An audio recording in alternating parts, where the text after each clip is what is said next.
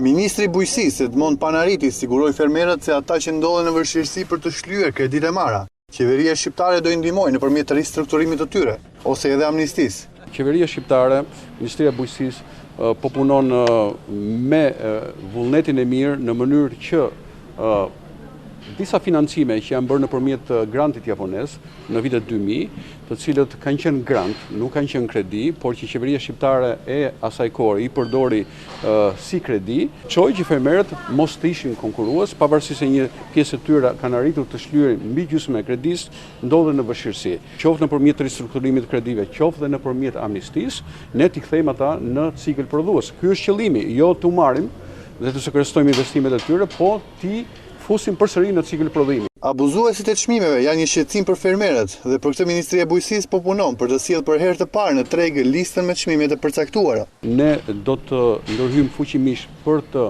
ndaluar spekulantët, ata që prishin çmimet. Ne do të fillojmë përpjekjen tonë të parë për të krijuar një, të themi, treg me çmime të përcaktuara mbi bazën e ankandeve. Nga Fieri, Ministri Panariti nënvizoi rritjen e nivelit të eksporteve të madhëra bujqësore shqiptare, duke vlerësuar profilizimin e bujqësisë në përqendrimin tek avantazhet e saj konkurruese.